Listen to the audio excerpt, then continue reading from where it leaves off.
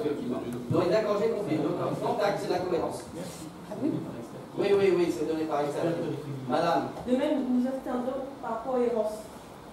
Bien, alors ça, c'est nouveau pour vous. Merci. Oui. Allez, donc, abstention, reste à l'unanimité, je vous remercie. Allez, oui, non, mais attendez, parce que je sais pas pourquoi, parce que comme j'ai mis Bel Air à côté, voilà. Alors, le mandat spécial, c'est moi qui vais le rapporter. Votre collègue, Marie Adibel, s'est rendue à Rémaguen, et je remercie Annie Marquet, je la remercie encore d'autant plus, et qu'elle a eu quelques petits frais. Donc, il est de coutume qu'on puisse rembourser cet agent, cet élu. Il y a d'un côté, il y a d'un côté l'achat des billets, des trains, etc. En avion, non? En train? Bien. Alors donc au total, ça doit faire environ 400 €. Voilà. Oui. Monsieur le maire, j'ai aucun doute sur la légitimité des remboursements. Alors, ça va. Simplement, est-ce que vous pouvez inclure ça dans une délibération on autorise le maire à valider les notes de frais?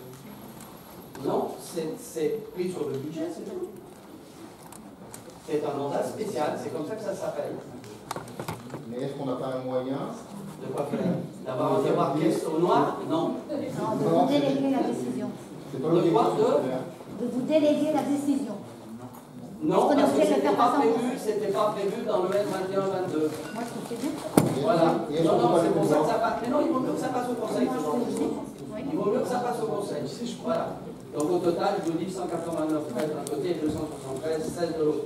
Pas d'objection, il en est ainsi. Alors les tarifs. Les tarifs, monsieur Philippe Bouvier, 1,5 pour tout le monde et ensuite chacun s'exprime. Oui, alors 1,5 pour tout le monde, pour la raison très simple que vous vous souvenez, pour l'augmentation des bases pour la finance, on avait pris en compte plus 1,4%. Actuellement, on a dit qu'ensemble de mois à mois, on arrive à 1,6%. Donc 1,5%, tout à fait classique, à mon avis, on ne peut pas tellement de remarques.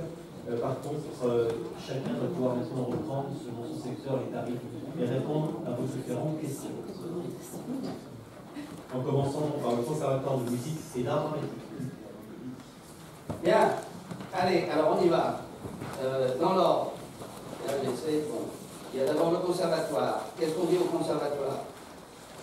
Alors, concernant le tarif du conservatoire, vous envisagez de les augmenter de 1,5% arrondi. Donc, vous avez le tableau qui donne le montant pour le budget 2019. Bien sûr, sur les tarifs d'imposition et également sur la location des instruments. Enfin, je m'applique une réduction de 10% sur l'ensemble des tarifs appliqués du troisième montant. Bien, alors on va les prendre. Donc ensuite, bon, sur les tarifs du conservatoire, y a-t-il des problèmes? Il n'y en a pas? Oui, alors, vas-y. Oui, je vais y arriver, excusez-moi. C'était 31 degrés dans mon bureau et j'en passe ici, depuis 2 semaines, j'ai un peu mal. Voilà. L'augmentation uniforme de 1,5% justifiée par l'augmentation du panier du maire, on l'a entendu. L'an passé, il y avait 5,9 millions d'excédents de fonctionnement au budget, hors reprise. On a un petit peu de mal à comprendre pour quelle raison il fallait l'appliquer à 1,5%, notamment pour les tarifs qui s'appliquent aux familles. Tout simplement parce que... C'est pas une obligation. Non, mais attendez. Il faut regarder les choses, c'est la structure fiscale de cette ville. Il y a un moment, l'usager doit aussi contribuer aux dépenses dont il bénéficie. Deuxièmement, quand on vous a parlé des 5,9 millions en excédent, je vous rappelle qu'il y a quelques gros projets d'investissement qui arrivent, et croyez-moi, compte tenu de ce qui va se passer en tension budgétaire dans les années qui viennent, et notamment avec la volonté du gouvernement de faire croître les dépenses de fonctionnement de 1,2% par an, inflation comprise, croyez-moi, on risque de se retrouver dans un sacré effet de ciseaux. Donc il est tout à fait légitime que les redevances pour les usagers suivent un minimum, je dirais, d'augmentation. Voilà. Merci. Je n'ai parlé que de l'excellence section de fonctionnement qui, avec la reprise, est au 11 mais millions. bien évidemment. Bien pense que d'accord. les familles doivent effectivement participer à la charge publique, c'est normal, mais elles doivent aussi avoir toute l'information. Et l'information, c'est qu'on dégage une excédent de plus de 5 millions d'euros. Le problème est que ce fonctionnement, ce dégagement va nous servir à financer un conservatoire, une rénovation également du centre Yankelevitchi, et croyez-moi, ce n'est pas les 5 millions qui vont suffire. Mais à un moment, j'aimerais qu'on regarde les réalités telles qu'elles sont. Nous sommes aujourd'hui, et la suppression de la taxe d'habitation qui est une escroquerie fiscale et intellectuelle, je peux vous dire, je ne sais pas où on va. Il y a un moment, il faut regarder les choses comme c'est. Il est tout à fait légitime qu'il y ait une augmentation de 1,5 pour les redevances, y compris pour l'ensemble des usagers. Voilà. Alors, qui est contre? Merci. Le reste à l'unanimité. Je vous remercie. Alors, maintenant, les cautions. Ah oui, Madame Poiron. Ah, je crois que ça vient. Orage dégrisé. Levez-vous.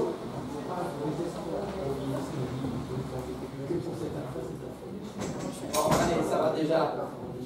Merci, Jean-François. Vas-y, allez. Alors, nous envisageons d'augmenter les quotients familiaux de 1,5%. Et pour les autres accueils, pour le périscolaire maternel et pour le périscolaire élémentaire, nous avons recalculé à nouveau les tarifs puisque nous allons repasser à une semaine de 4 jours. Nous allons les voter un peu plus loin. Nous avons adapté nos tarifs. Pour l'accueil extrascolaire, aussi bien en maternelle qu'en élémentaire, nous avons créé un nouveau tarif. C'est le mercredi de la demi-journée du mercredi matin avec le repas. Ça nous a été demandé lors du comité de pilotage par les parents d'élèves.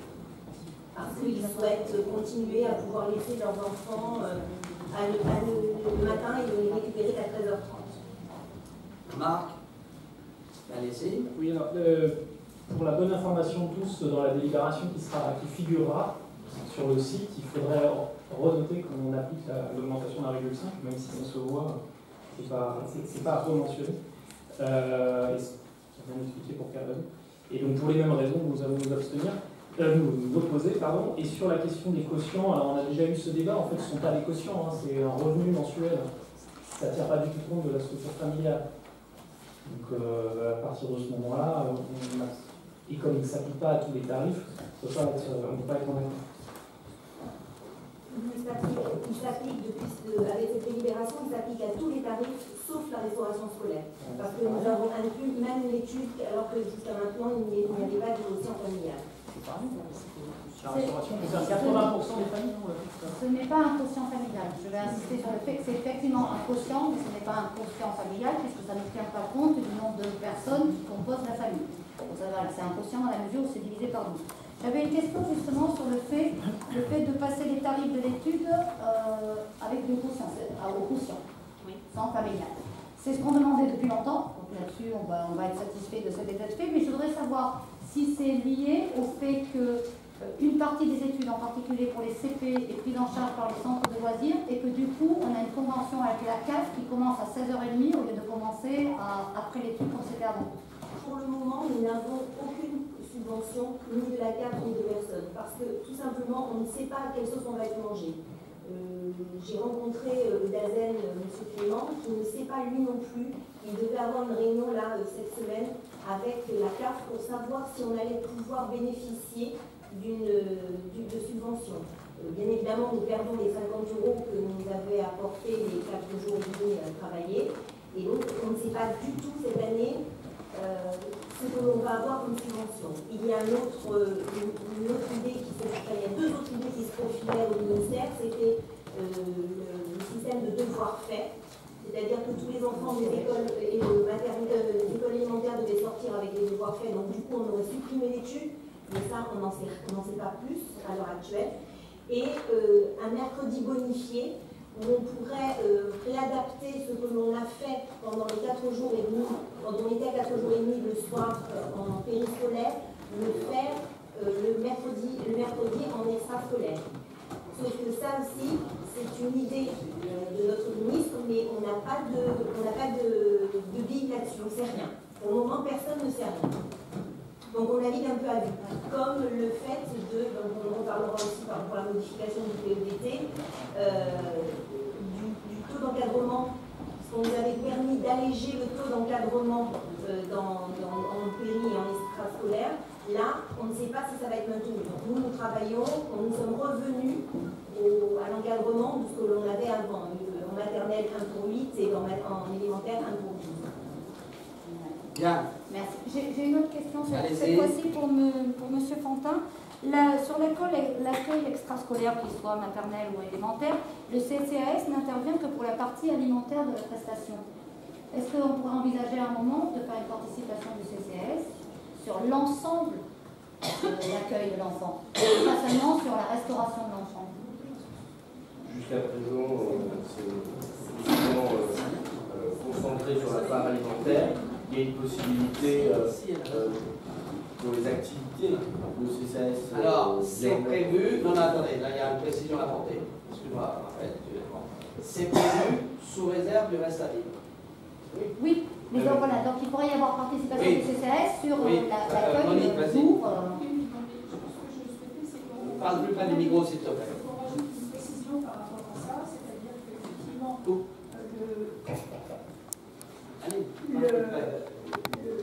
ce qui est applicable, la prise en charge par le CCAS, doit tenir compte du barème qui tient compte du reste à vivre. Oui, ça me paraît évident. Mais ce que je veux dire, c'est que sur une journée, j'ai plus de tarifs sous les yeux. À combien revient une journée? On va partir sur le tarif, le quotient A, parce que c'est celui sur lequel on va trouver la participation du CCAS. Sur une journée à 12,55 €, le CCAS n'intervient que sur la partie restauration de ces 12,55 €. Est-ce qu'on ne pourrait pas imaginer une participation du CCAS sur la somme totale de 12,55 €? Elle est là ma question. Oui, j'ai compris. Bon, pour l'instant, Monique. Dans le barème du reste à vivre, il y a 3 niveaux. Il y a la partie alimentaire, il y a la partie logement, il y a ensuite la partie loisir. ça pourrait être Donc, effectivement, sur la troisième partie. Donc, ce serait possible.